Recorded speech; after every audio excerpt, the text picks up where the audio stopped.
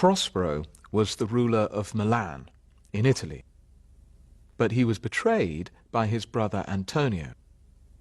Antonio took control of the city and ordered his soldiers to kill Prospero and his family. Prospero managed to escape in a small boat with his books about magic and his young daughter Miranda. Together they sailed away to an island where they lived for the next 12 years along with a strange half-human called Caliban, who Prospero has made his slave. During this time, Prospero's brother Antonio has ruled Milan. One day he goes to a wedding in Tunisia. On the way back from the wedding, his ship passes close to the island where Prospero and Miranda are living. Prospero uses his magic to cause a violent storm with thunder and lightning. Antonio and all the other people on the ship are frightened and think they're going to sink. The ship's passengers all survive the storm and land safely on the island. But they're in separate groups, so they don't know if the others have survived too.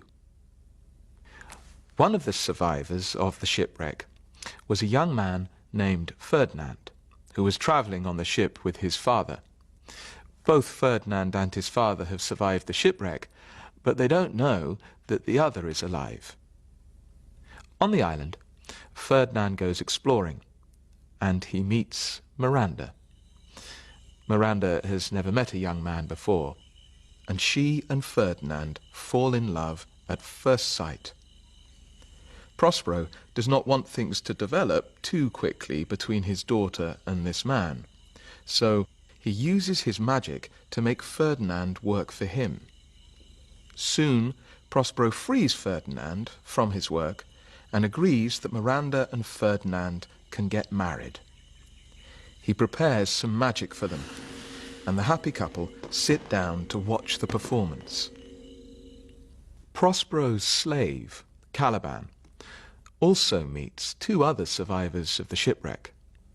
They get drunk together, and Caliban persuades the other two to kill Prospero. The three drunk men arrive at Prospero's hut, all ready to kill him. But Prospero distracts them by leaving rich, colourful clothes there.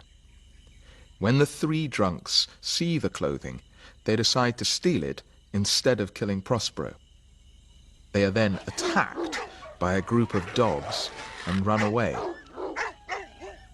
When Antonio, Prospero's brother, arrives at the hut, Prospero tells everyone his life story and what Antonio did to him 12 years earlier in Milan.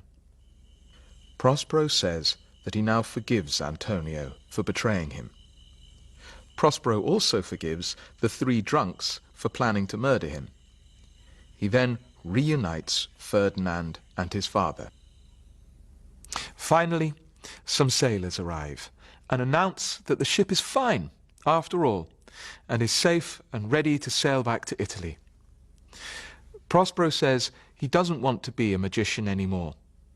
Instead, he will go back to Italy and become the ruler of Milan once again.